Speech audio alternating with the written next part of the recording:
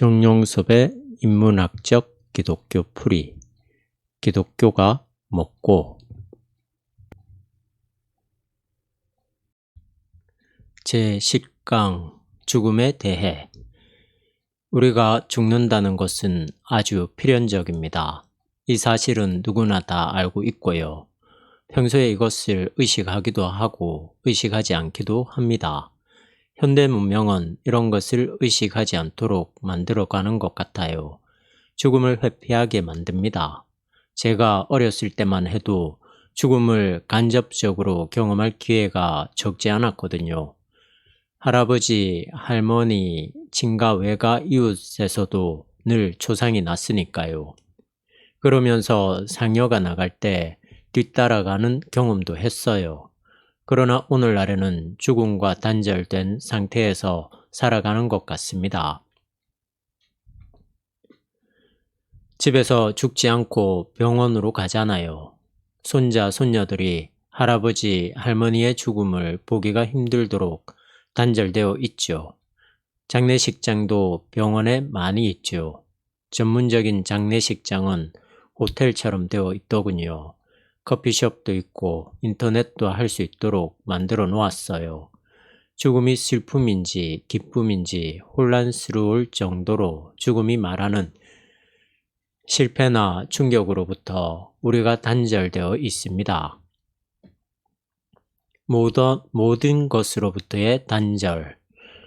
곰곰이 생각해 보세요. 죽음은 모든 것으로부터의 단절이거든요. 자기가 중요하게 생각하는 모든 것들로부터 말입니다. 자기 업적, 취미생활, 자기 가족, 자기가 소유했던 모든 것들로부터 단절되는 거예요. 심지어 자기 자신으로부터도 단절되는 것이 바로 죽음입니다.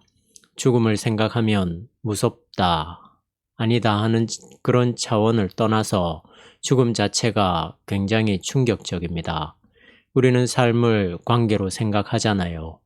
여러분도 소유와 관계 속에서 살고 있다는 걸 경험하지요.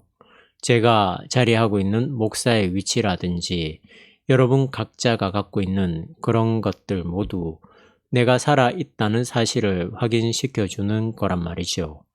우리는 그런 관계를 강화시키는 것이 우리의 삶이라고 생각합니다.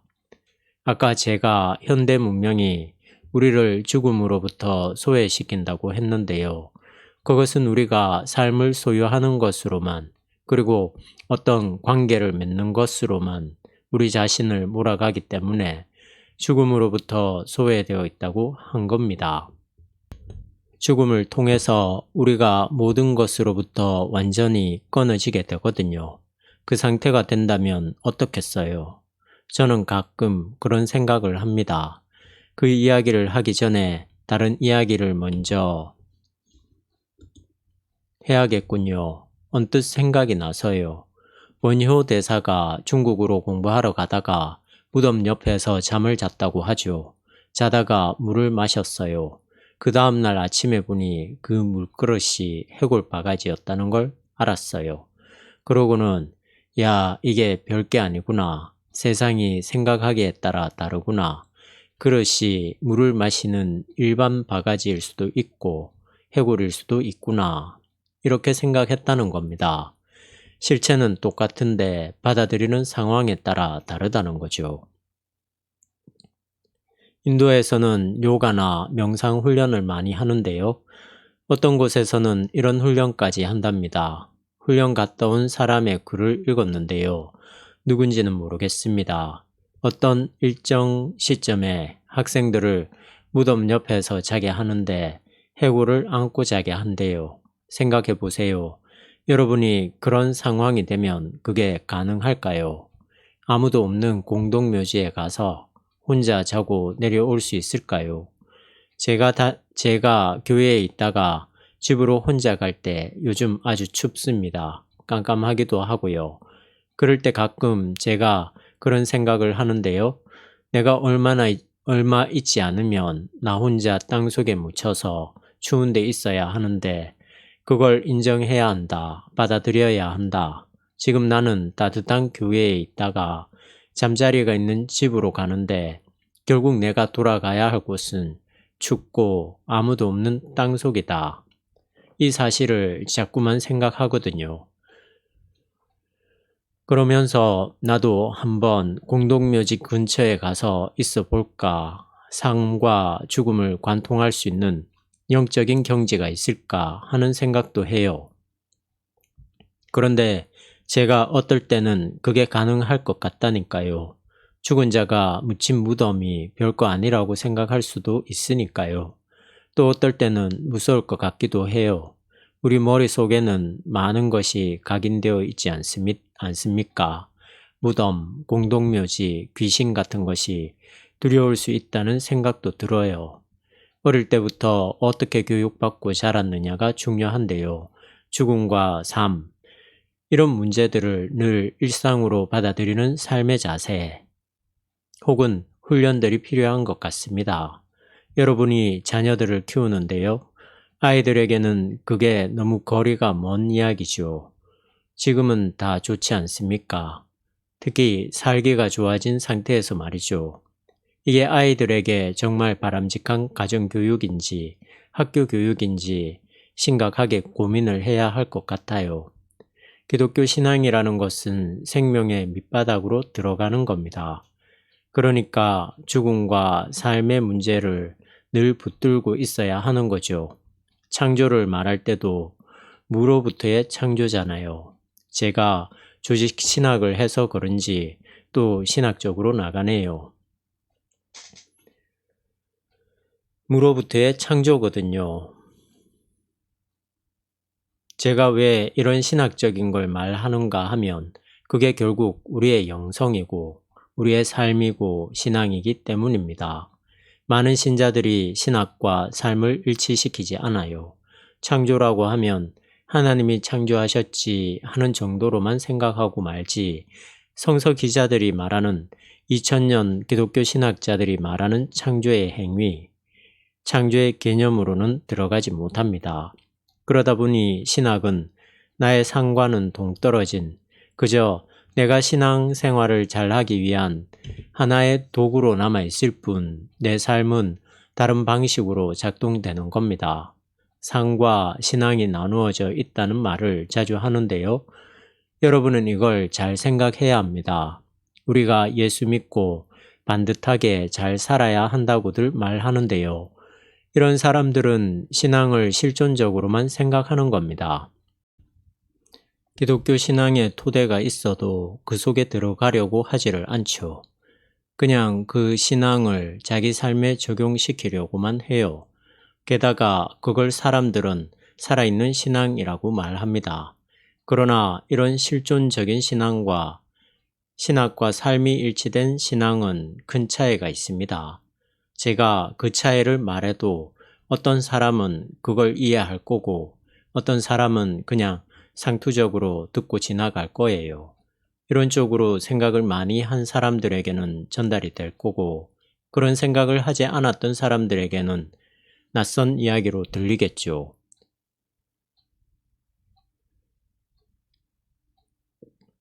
하여튼 창조만 하더라도 기초적으로 무로부터의 창조거든요. 신학에서 이를 전문적인 용어로 크레아치오 엑스 니힐로라고 합니다. 창조신앙으로 들어간다는 것은 창조가 무로 만들어진 유의 이야기라는 것에서 시작합니다. 창조는 유만 이야기하는 게 아니에요. 무로부터 무에 대한 깊은 이해와 토대 위에서 창조라는 신앙, 즉 하나님의 창조 행위에 대한 신앙이 나오는 겁니다. 우리가 지금 살아있다고 하는 것도 하나의 창조 안에 들어가 있는 거예요. 우리가 이 사실을 이해한다는 것은 우리가 전혀 없었던 무의 상태로 돌아갈 줄도 알아야 한다는 겁니다. 한번 돌아가 볼까요? 생각으로는 가능합니다. 30년 전으로 돌아가 보세요. 아니, 그 이전으로 더 돌아가 보세요. 여러분은 그때 어머니의 난자와 아버지의 정자가 결합된 배아 상태였나요? 기억이 나지 않죠. 그 배아로부터 여러분이 인간이 되었답니다. 더 들어가면 어디까지 갈까요? 아무것도 없는 상태로 가겠죠. 아무것도 없다는 것을 이해하는 것도 쉽지 않습니다. 도대체 아무것도 없는 것이 가능할까요? 큰 우주, 120억 년이 되었다는 이 우주, 팽창된 우주 그 너머에, 우주 그 너머는 뭘까요? 우주 안에만 뭐가 있고 그 너머는 무엇일까요? 죽음이라는 것은 우리가 무로 돌아가는 것이 아닙니다. 그러나 우리가 늘 살아가면서 경험했던 모든 것, 내가 소유하고 만들어내고 관계를 맺었던 것들이 다 끊어지는 것입니다. 제가 다른 이야기를 하려다가 옆으로 나왔군요. 다시 돌아가겠습니다. 무에 대한 경험. 기독교 신앙이 다 그런 신학들과 연관되는 것인데 우리가 그것을 놓치고 신앙생활을 하기 때문에 기독교 신앙의 현실성들을 놓치는 겁니다. 그렇게 되면 결국 기독교 신앙 안으로 들어가지 못하는 거죠. 따라서 어느 누구에게나 기독교 신앙의 근본을 치고 들어가는 훈련이 꼭 필요합니다. 제가 창조에 대해 말했지만 그것은 실제적인 무에 대한 경험입니다. 만약에 그 무로 우리의 의식이, 생각이 들어갈 수 있다면 어떤 면에서 우리는 죽음도 넘어설 수 있는 겁니다. 칭의나 성만찬이나 죄 문제 같은 것들도 사실은 우리 생명의 밑바닥, 그 심층적인 세계에서 나오는 가치거든요. 인문학적 성서 읽기는 바로 그러한 맥락을 꼼꼼히 살피면서 기독교 신앙이 풀어내려고 하는 핵심들을 잡아가는 공부라고 할 수 있습니다. 우리에게 필연적으로 일어나는 죽음은 사실 끔찍한 세계입니다. 왜 제가 끔찍하다고 말하는가 하면 죽음으로 인해 우리가 소중하다고 생각한 모든 것들과 다 단절되기 때문이죠. 제가 놓칠 뻔했는데 세례가 바로 그것입니다. 세례는 죽음과 연관된 문제인데요. 세례라는 것이 우리가 그리스도와 같이 죽는다는 거 아닙니까? 그런데 이게 실제로 우리가 죽는 건가요? 어떻게 우리가 죽겠습니까? 실제로 죽지는 않아요. 그런데 우리를 대신해서 예수님이 이미 십자가에 돌아가셨다는 거죠. 그런 차원에서 세례는 죽음에 대한 경험입니다. 세례를 제대로 경험하려면 실제적인 죽음에까지 이르도록 우리의 영혼이 밑바닥까지 가야만 합니다. 자기가 완전히 무가 되는 경험 말이에요. 그것이 쉽지 않습니다. 아니, 아마 안 될 거예요. 누가 말하면 그냥 아, 그렇구나 라고 생각할 수는 있지만 실질적으로 그 진실이 말하는 세계 안으로 들어가는 건 쉽지 않습니다. 그래서 동양의 어른들이 암자에 들어가 수십 년 동안 용맹정진하며 구도하는 겁니다. 그것은 그냥 배워서 되는 게 아니라는 거죠. 이것을 도노라고 합니다. 우리에게도 기독교적인 도노가 꼭 필요한 것 같아요. 이 세례는 성만찬과 연관이 됩니다. 이것은 아주 중요한 기독교의 교리죠. 성만찬은 그리스도의 몸과 피를 대하는 겁니다. 세례의 반복이 성만찬이에요. 세례는 유일회적으로 그리스도의 이름으로 한 번 받고 대신 성만찬을 정기적으로 행함으로써 우리는 세례를 반복합니다. 죽음과 삶에 대한 경험인 거죠. 얼마나 놀랍습니까? 일종의 기독교 예전이지요. 이것이 오늘 제가 말하고 싶은 핵심입니다. 기독교 신앙이 죽음과 삶의 우주 중심으로부터 시작되었고 깊은 사유에서 나왔다는 것 말입니다. 그런 점에서 세례와 성만찬은 기독교의 신앙을 설명하는 귀중한 예전이라고 할 수 있어요. 그렇다면 우리는 어떻게 실제 신앙과 삶에서 세례와 성만찬을 실질적으로 경험할 수 있을까요?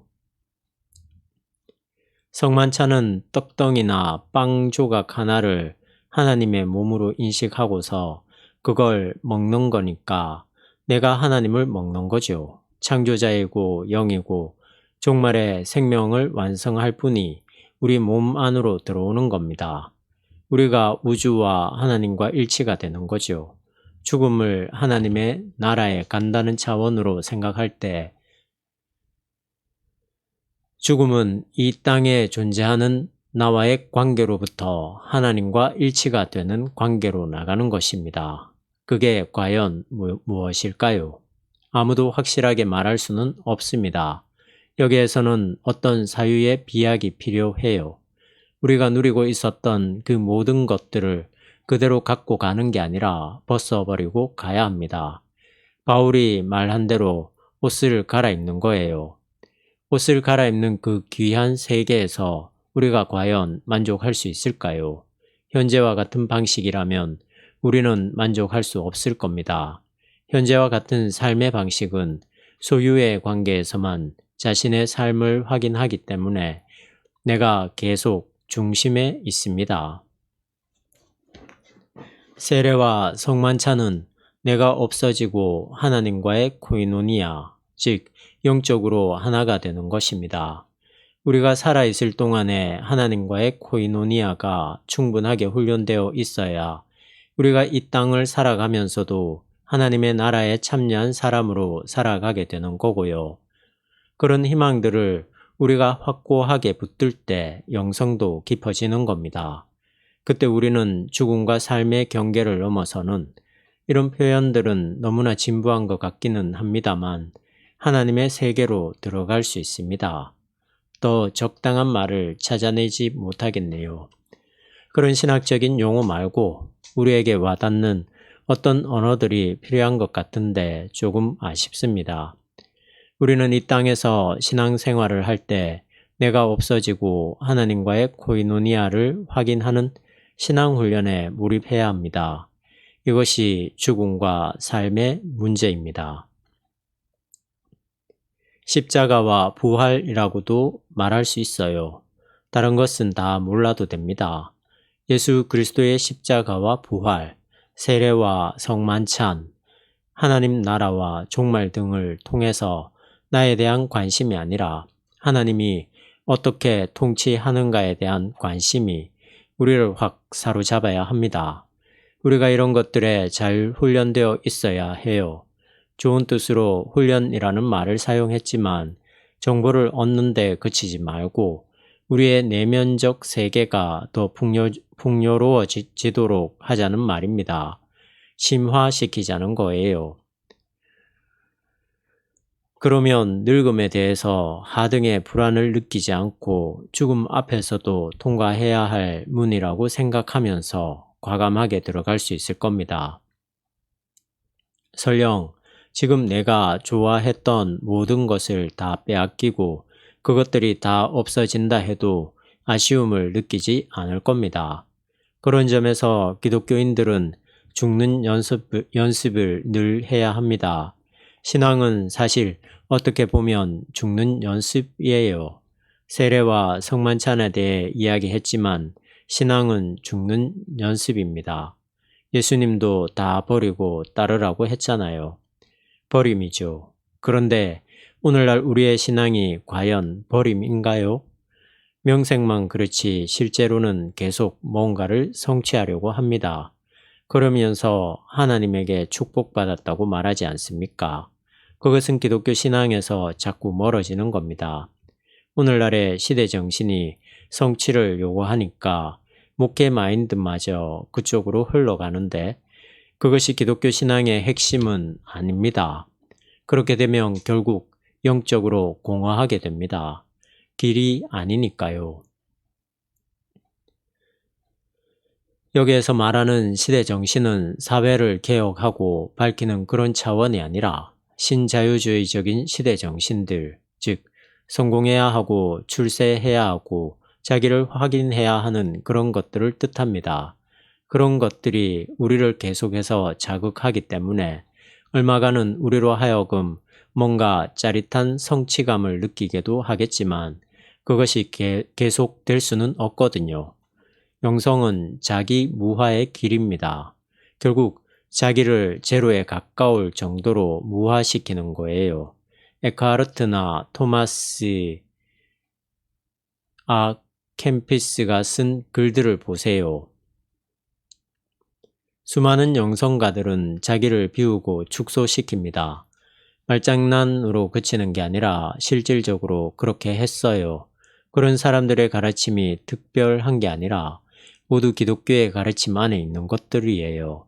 무와 창조의 관계에서 창조를 생각하면 창조가 놀라운 은총으로 생각됩니다. 하나님은 무와 창조 전체에 해당하는 분이죠. 무와 창조, 이 전체니까요. 유 안에만 있는 것이 무조건 하나님 안에 있는 것이 아닙니다. 제가 갑자기 소개할 책이 생각났는데요. 매튜 폭스가 쓴 창조영성 길라잡이 원복, 문도 출판사 창조영성 길라잡이 원복이라는 책입니다. 이 책에서는 영성이 긍정적인 부분만이 아니라 네거티브, 즉 부정적인 부분도 있다고 합니다. 창조는 포지티브 하지요. 포지티브는 적극적이고 실증적인 것입니다. 그렇다고 해서 네거티브가 부정적이고 나쁘다는 뜻은 아니에요. 그것은 실증과 반대되는 차원을 이야기합니다. 양쪽이 모두 기독교의 영성을 전하는 한 성격이라는 거죠. 여러분, 기독교 영성의 핵심은 무에 대한 경험입니다. 우리가 죽으면 다시 무로 돌아갈 가능성이 높아요. 무라는 것이 아무것도 없다는 뜻은 아닙니다. 이것은 우리가 존재하는 것과 다른 방식의 존재 방식입니다.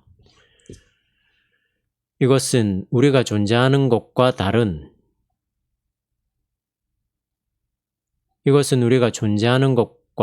다른 방식의 존재 방식입니다. 단어들이 철학적인 용어라서 어떻게 설명해야 잘 전달될지 모르겠네요. 우리는 자꾸 여기에 있는 방식으로만 모든 것이 가능하다고 생각하는데 일단 그런 사고의 방식을 접어야 해요. 하나님은 적극적이고 실증적인 우리 눈에 보인다고 생각하는 확인할 수 있는 세계만이 아니라 그렇지 않은 세계까지도 다 통치하는 분이거든요. 그분에게 우리를 맡기는 겁니다. 이것을 좀 더 잘 설명하기 위해서 직선적으로 이야기한다면 우리가 죽은 다음에는 모두 해체되어서 원소처럼 있을지도 몰라요. 원소 덩어리 혹은 그것보다 작을 수도 있습니다. 꼭 그렇다는 말이 아니라 오늘날에 우리가 너무 실증적인 방식의 삶을 확신하기 때문에 그렇지 않은 부분을 생각하라는 뜻으로 하는 말입니다. 우리가 생각한 것과는 전혀 다른 방식의 미래를 열어두어야 합니다. 두려워하지 말고요. 그것을 성서 기자들도 빛으로 밖에는 말할 수 없었어요. 환한 빛 말이에요. 메타포죠. 그 이상으로 그것을 더 말할 수는 없습니다. 이러한 모든 문제들은 아주 일부분에 지나지 않아요. 아주 일부분에 지나지 않지만 그것을 바탕에 놓고 성서 기자와 2000년 동안의 신학자들이 기독교 신앙을 해명하려고 한 겁니다. 죽음과 삶의 문제를 해명하려고 한 거죠. 도대체 이렇게 살고 있는 이 방식은 뭐냐? 결국 죽음으로 해체될 수밖에 없는 이 방식은 뭐냐? 이 안에서 어떻게 하나님의 통치가 창조 이전과 죽음 이후까지 이루어지는가?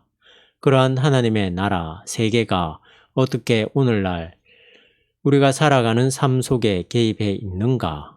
그런 것까지도 우리가 생각을 해야 합니다. 우리는 오늘의 삶에 대해서 물리학적으로도 이해를 해야 합니다. 시간과 공간이 어떻게 연관되어 있을까요?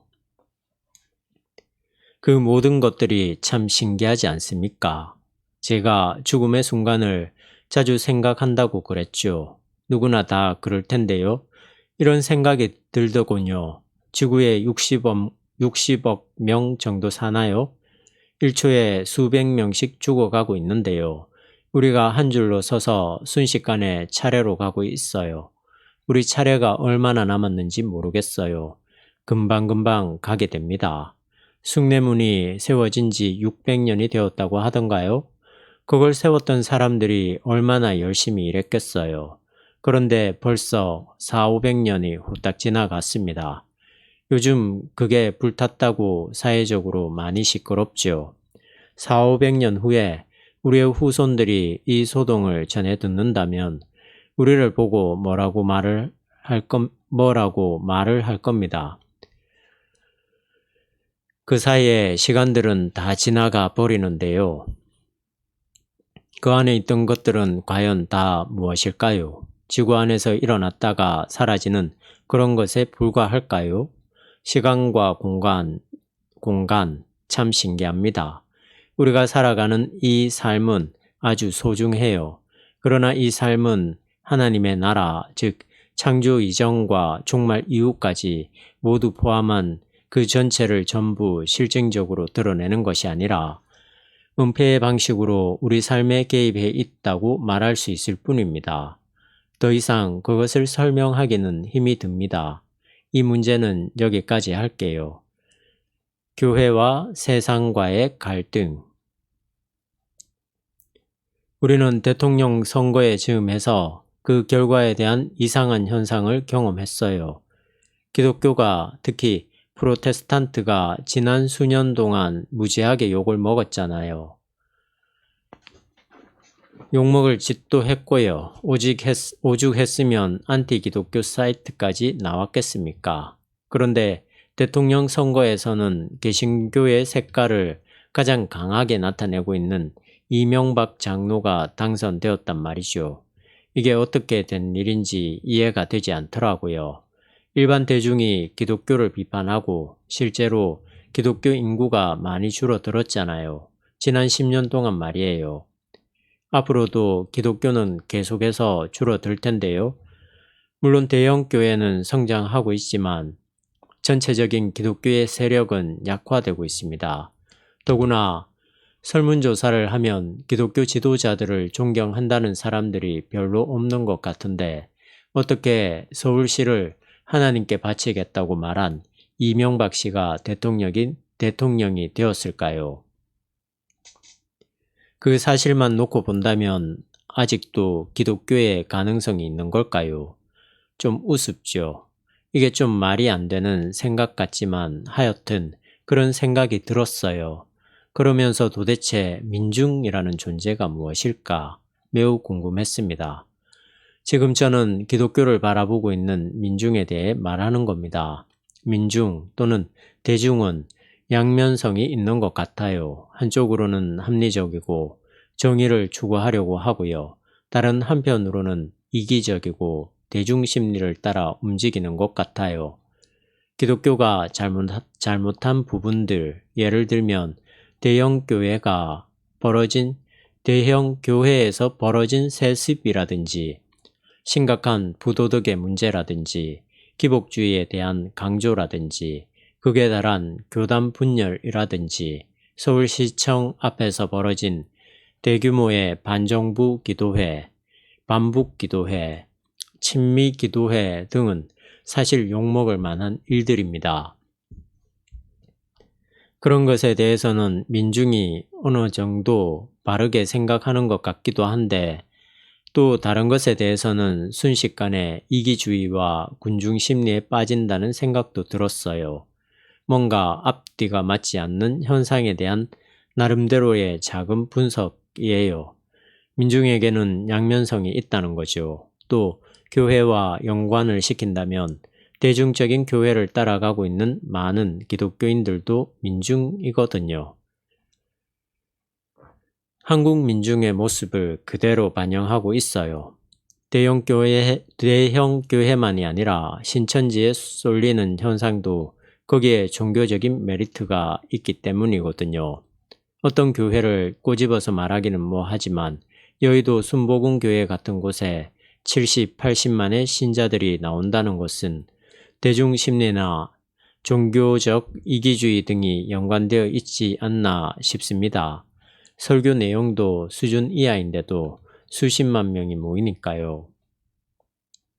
앞으로 한국 사회가 기독교를 어떻게 대할 것인가? 이게 참 궁금합니다. 그런 걸 예측할 수는 없겠죠. 그러나 그렇게 긍정적이지는 않을 거라는 불안이 있습니다. 그러니까 가장 기독교적인 색깔이 강한 대통령을 민중이 뽑은 것을 기독교를 선호하기 때문이 아니라 민중이 뽑은 것은 기독교를 선호하기 때문이 아니라 다른 문제와 결부된 거라고 할 수 있죠. 그런 점에서 장로가 대통령이 되었다는 것을 기독교에서 아전 인수로 해석해서 기독교가 사회에 뭔가를 할 수 있겠다고 생각한다면 큰 오산이 아닌가 싶습니다. 제 개인적으로는 별로 기대를 걸 만한 분이 아니라고 생각하지만 이명박 장로가 기왕 대통령이 되었으니 정치를 잘 해주셨으면 좋겠어요. 기독교 입장에서 볼 때 그래도 명색이 장로니까 속으로는 정말 잘하기를 바라고 있고 당연히 그렇게 되기를 기도해야 합니다. 요즘 인수위의 모습과 최근의 발언 등을 볼 때 경박하다는 생각이 들기도 하고요. 잘 나가는 교회가 이벤트나 프로그램을 통해서 교회를 부흥시키려는 생각과 비슷하게 국가를 끌어가려는 것이 아닌가 하는 염려가 들기도 합니다. 정치적인 이런 이야기는 그만두죠. 질문 있으면 하세요. 교회 청소년 교육. 청소년 교육에 대해서 질문하신 분이 계시네요.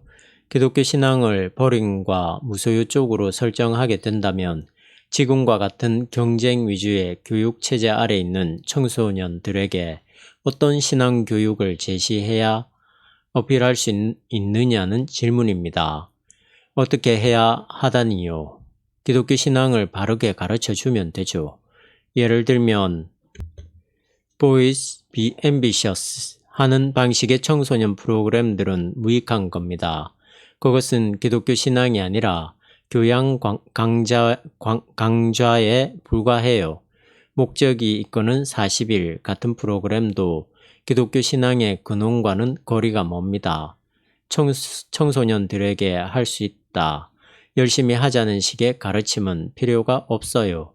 교회에서 그러지 않아도 사회가 그쪽으로 가고 있으니까요. 오히려 우리는 다른 것을 말해야죠. 구체적으로 청소년들에게 어떻게 살 것인가에 대해서는 말하지 않는 게 좋아요. 그건 우리가 모르는 일이고 개개인이 선택해야 할 문제니까요. 십자가, 부활, 하나님 나라, 칭의, 성만찬, 세례와 같은 것들의 근본적인 의미들을 잘 살피고 창조 안에서 창조 질서가 어떻게 유지되어야 하는가 하는 종말론적인 상상력들을 가르친다면 청소년들이 스스로 어떻게 살 것인가를 판단할 겁니다. 제발 교회 선생님, 목사님, 부모님들은 아이들의 삶을 프로그램화하지 않았으면 합니다. 한국 교회는 이게 너무 심합니다. 이슬람 신앙에 대한 공부와 선교의 관계에 대해서 질문한 분이 있습니다. 이것은 참 광범위한 질문입니다. 당연히 저는 그런 공부가 필요하다고 생각합니다. 그러나 그걸 일반 신자들에게 가르칠 필요는 없어요. 그거 말고도 우리 스스로에 대해서도 공부할 게 많으니까요. 시간이 너무 많아서 정말 심심한 사람이라면 해도 괜찮아요. 이 질문을 한 선교사님처럼 인도에 있는 사람들은 이슬람 신학을 공부하면서 그들과 충돌할 필요는 없습니다. 쉽지는 않겠지만 그들에게도 어떤 종교성이 있으니까 그 바탕 안에서 기독교를 설명하려는 작업이 필요해요. 개척자적인 노력이 필요한 것 같습니다. 방금 제가 이런 말을 했죠. 우리 자신에 대해서도 공부할 게 많은데 어떻게 다른 것까지 다 신경을 쓸 수 있겠느냐고. 이 말은 옳을 수도 있고 틀릴 수도 있는데요. 오른쪽으로 이야기를 한다면 정말 우리는 공부할 게 많아요. 특히 기독교 전통에 대해서는 말할 것이 많습니다. 안티기독교나 예수 세미나 등 소위 말해 자유주의 쪽에 있는 분들에 대한 저의 아쉬움은 생각이 열려 있는 것은 좋은데 기독교 전통에 대해 너무 모른다는 겁니다. 그것을 소홀히 여기면서 다른 것을 더 많이 아는 것은 무의미하거든요. 저도 장자나 노자의 책이나 동양 사상에 대해 책도 읽고 공부를 했고 철학이나 물리학도 개론적인 것은 압니다. 그러나 그런 공부보다는 기독교 전통에 대해 더 공부해야 한다는 거죠. 2000년 동안 얼마나 많은 사람들이 책을 썼는지 모릅니다.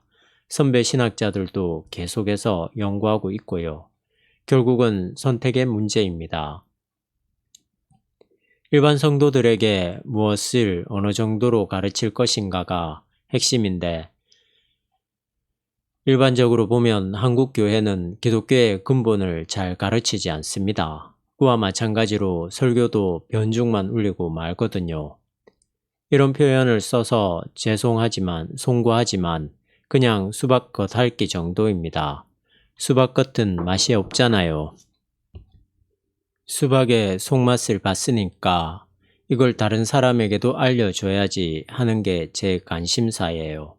정작 수박을 쪼개서 당도도 실험하고 느끼고 비교하기 시작하면 다른 데 신경 쓸 시간이 없거든요. 그러다 보면 기독교 신앙에 대해 더 천착하게 되는 거죠. 그러나 대개는 프로그램 쪽으로만 관심을 둡니다. 그 한마디를 하려고 설교 비평을 하면서 이러쿵 저러쿵 많은 말을 한 거예요. 예전에 관련된 책을 소개해 달라는 분이 계시네요. 제가 주로 보는 것은 2-3권 정도입니다. 하나는 공동 예배서이고 다른 하나는 새로운 예배기도라는 책입니다. 우리가 기도문을 많이 읽어야 해요. 자기 멋대로 기도하면 안 됩니다. 여기에 나온 기도문들은 시의 형태로 되어 있어요. 기도문을 형식적이라고 말하는 사람들이 있는데 사실 그 안에는 깊은 생명과 신비의 세계가 담겨 있습니다. 나머지 한 권은 새로운 예배 찬송입니다. 누가 제게 질문하기를 예전을 중요하게 생각하면서 왜 목사 가운은 입지 않느냐고 하더군요. 샘터 교회가 지금 아파트 거실에서 예배를 드리기 때문에 가운을 입기는 좀 그래요. 만약에 우리가 더 괜찮은 공간을 얻게 되면 가운을 입을 가능성이 높습니다. 목사의 권위를 나타내기 위해서라기보다는 그 역할을 담당하기 위해서 가능하면 예배 때 가운을 입는 게 좋다고 생각해요. 예배 시간에 제가 회개의 기도 순서에 성도들을 향해 용서를 선포하거든요. 그러나 제가 어떻게 용서를 하겠어요? 다만 제가 맡은 역할을 담당할 뿐이죠. 오늘 제가 결론적으로 말하고 싶은 것은 기독교 신앙이 종교적 감상주의에 머물러 있는 게 아니라는 점입니다. 그보다 훨씬 더 깊은 포괄적이고 우주론적인 생명, 죽음, 삶 전체를 담고 있어요. 우리가 그 신앙을 이해하기 위해서는 실제로 언어 개념이 내 삶과 일치되는 성육신이 필요합니다. 다시 말하면 도노, 즉 실제적인 깨우침이 필요하다는 거예요. 그것을 위해서 우리는 기독교의 가르침이 담고 있는 혹은 풀어내려고 하는 세계의 용맹정진의 자세로 들어가야 합니다. 그렇다고 모두 전문적인 신학자가 되라는 말은 아닙니다. 그러한 기본적인 태도만 있어도 가능하다는 거예요. 오늘은 여기까지입니다. 수고했어요.